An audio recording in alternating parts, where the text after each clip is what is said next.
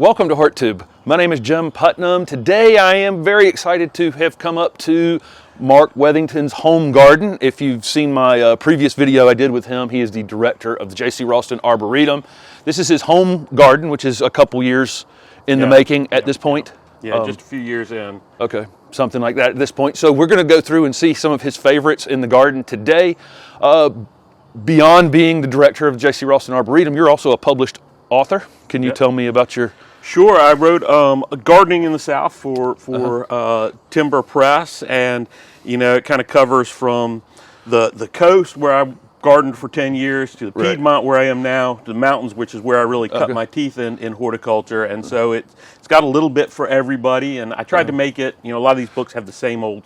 I tried to make it a little different, and so much information out there is really based on from England or New England, and it's not for the Southeast, and so I really focused on what makes our garden special, but also what makes it challenging a bit. Yeah, and it's kind of interesting because the history of gardening has been written by temperate areas or colder colder areas. In the Southeast, so many people are flocking in, and our clay is a lot of it's a challenge. Yeah, well, and it's an exciting time in horticulture because, as you know well, that so much of what had been introduced for horticulture in the last 100 years really has had to be hardy in New York and Chicago and in the northern part of the country. And now, because everybody's moving south, and Raleigh and Charlotte and Atlanta and Birmingham and all these cities are growing so fast, now we're seeing a lot of introductions from the south that are specifically for us. And if they can grow up north, great, but not the other way where they grow up north, and if we can grow them. So it's exciting. Yeah, and gardens in the South become really relevant. You're trialing at J.C. Ralston, and the trialing at the LSU Ag Center, and places in the South. So so we're going to get started on some of Mark's favorite plants in his home garden. Okay, it's tough to pick out favorites in my own garden because if I don't like it, I rip it out. I always tell people my two favorite things to do in the garden are to plant things and to rip things out, because that gives me space for something I like even more. But one that's not going anywhere is this cycad. I am obsessed with cycads. Not many we can grow really well, although we're finding more and more are doing well. What's interesting is a lot of the species are really borderline, but we're finding that hybrids are much hardier for us. So this one is Cycads taitungensis from Taiwan, crossed with Cycads bifida from Asia, from China, back crossed with Cycads bifida. And it has been just absolutely phenomenal for me. It's a real showpiece. Everybody who walks by my house wants to know about it. During a cold winter, the fronds will start going brown, and I just cut them off, and so it comes back out.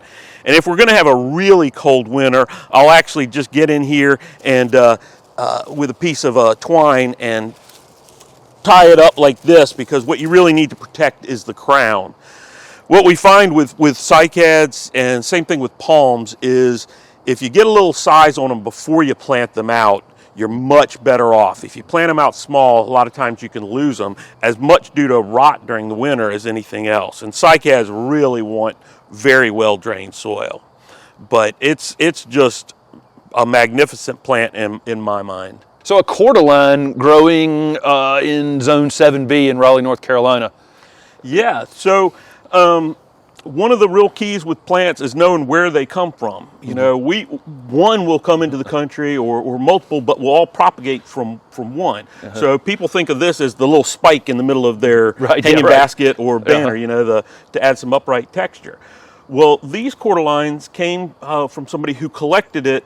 It's from New Zealand, but collected it on the South Island, which is colder than the North Island, and collected it high on a mountain there, where it snows every year, it gets cold every year. It is really hardy.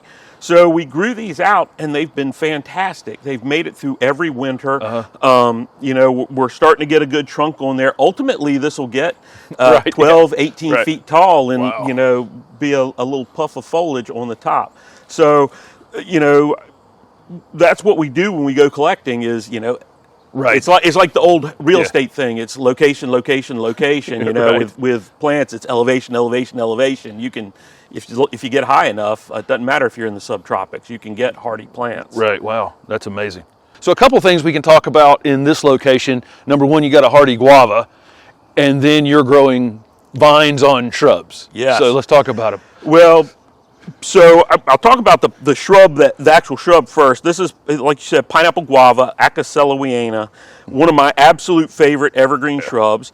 They can be a little tender, and this is one called Opal Star that we're just trying out. We haven't had a really cold winter with it yet. But so far so good, and I just love it because you get this kind of dark bluish foliage. It's got that blue cast, and then the leaves sit upright, and the stems, the young stems, and the backs of the leaves are real silver, and then it's got beautiful little pink flowers, myrtle flowers. And if you're somewhere warmer than us, you'll actually get fruit. That's really good. We don't get that fruit. But anytime I have a shrub that gets large enough to start doing it, I grow vines to it. I love small vines, and this one's got two of my favorites. Well, I love clematis, the small clematis. And what I grow through my vines, through my shrubs usually, are the number 3 types. If you look at the pruning types, those are the ones that die back to the ground. So they're easy to maintain on my shrubs. I cut them all the way back, get them out. They don't overgrow the plant. The other one, and I love them because they flower beautifully. This is one called Ceratifolia. It's got small yellow flowers, but then the seed heads on clematis, I think, are really, really nice. So I think that's a beautiful feature on there.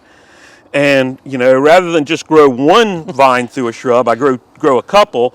And so I have Bauhinia. Bauhinias, if you go down to Miami and you see the orchid trees, that's a Bauhinia. This is a vining one. This is Bauhinia yunanensis from Yunnan. And it has small pink flowers, but it's got this neat leaf that's split in half.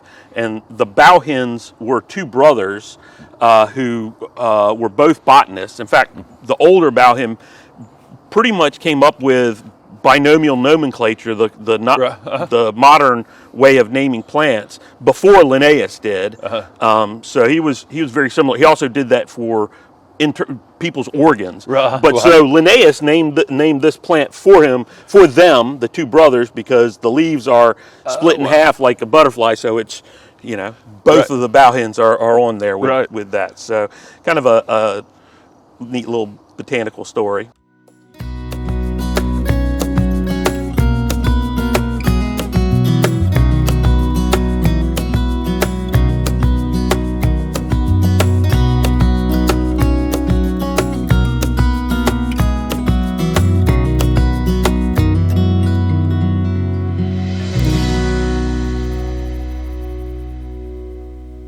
I love herbaceous plants because I work at an arboretum, work with a lot of trees and shrubs, and I don't grow as many there as I do at home. And the other thing I love doing is kind of pushing the limits of plants and seeing what will work for me. And one of the plants that I'm really currently obsessed with are hardy begonias. And there are more hardy begonias than you would believe. This is one that was wild collected. It's a Begonia palmata. And you can see kind of that palmate hand leaf on it. Really sharp markings on this plant that makes it beautiful. Also has nice red on the backs of the leaves. Doesn't flower very heavily for us, and when it does flower, it's down in the foliage. But in my mind, this would never need flowers. And these are we're testing them out to see how hardy, but we're finding a lot that are Zone B hardy. A couple other ones that are named. We've got this one. It's got kind of the silvery sheen to the leaf. It's called pewterware. It's got that dark leaf on the back, and it'll flower okay. It's getting ready to flower. It isn't quite there. Sometimes it gets hit by the frost.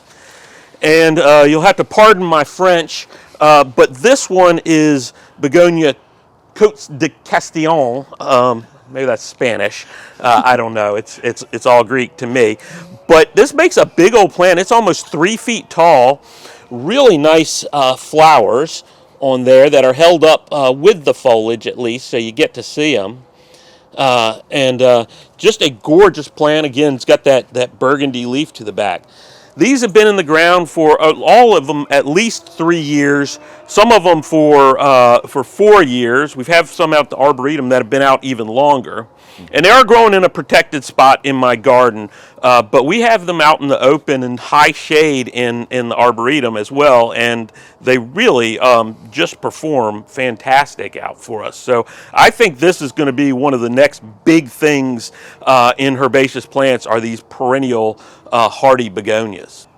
You may have seen when I was at the Arboretum, we were talking about a Fatsia, and that's in the Aralia family, same family as ivy and a bunch of other kind of interesting plants, mostly tropical though. A plant you may be familiar with as a tropical plant growing in your house is the Schefflera or umbrella tree. But we're finding that there's more and more hardy Scheffleras out there that may work for us. There's still, the jury's still out. Some of them are from very high elevations and don't like our heat. Others are more subtropical. This is Schefflera alpina, the alpine Schefflera. It's kind of a small one, but has beautiful foliage. That's each one of these. This whole thing is a leaf. So this palmately compound leaf, just starting to flower now. They flower usually in fall and winter. Hopefully it'll have time to open up and I'll get some fruit on there as well so we can sow seeds of them. But I grow 3 or 4 different Schefflera species, a couple of different wild collections, and I'm finding them to be a lot hardier than I thought. Of course, none of these have been through a really cold winter for us, so the jury's still out on whether or not they're going to be perfectly hardy for us. But I love that texture that it gives, that little bit of kind of tropical look that it gives to the garden. So if you have a protected spot, some high shade, somewhere close to your house, they're great plants to try.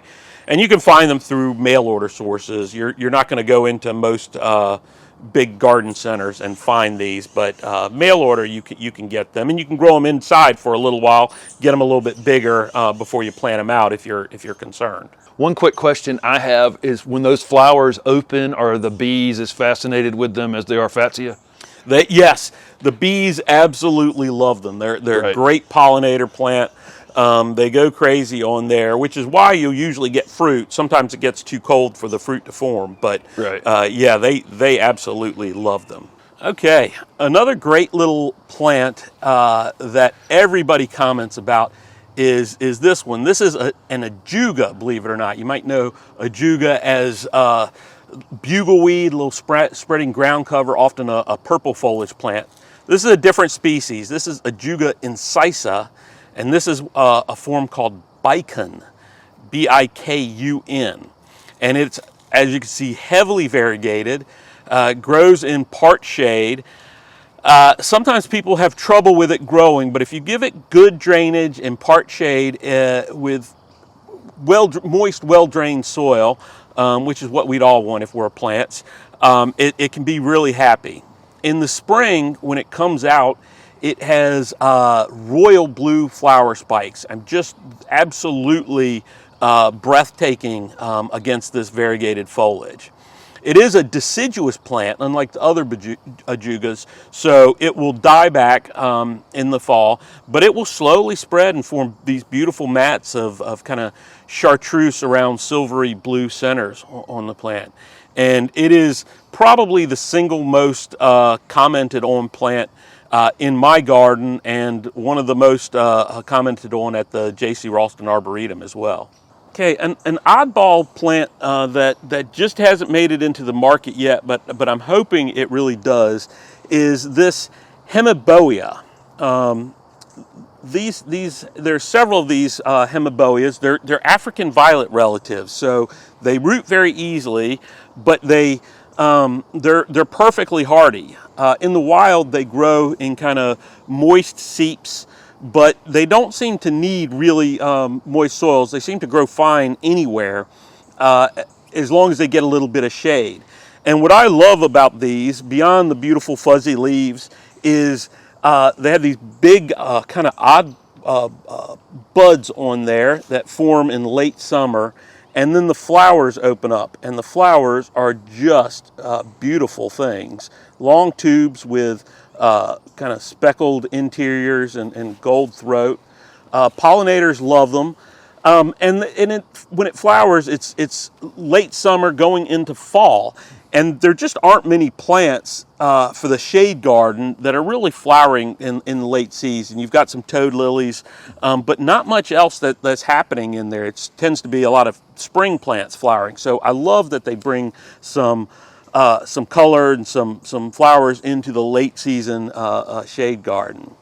They're available from a few specialty places, but not widely available yet. But I'm hoping that we get more nurseries interested in these plants. So next up, I want to talk about something I say in consultations frequently. If I recommend rhodia or aspidestra or cast iron plants to folks, I say be careful because you'll become a collector very quickly. And you've got quite a collection of both. Yeah, I am a collector at heart, and I know that. So I love things like the rhodia. They're easy to grow, which is great. They grow in shade, which I have a woodland garden. Can be beautiful. This is one of the real classics, Fuji no Yuki, with that white edge to it. Yeah. But you know, the cast iron plants, they're all a little bit different, and they're all a lot of fun. Yeah. You know, in another life, I would never plant hosta. I used to, you know, I used to love them. I used to appreciate them, but I knew if I ever planted a hosta, I would want to keep buying them and keep buying them and keep buying them.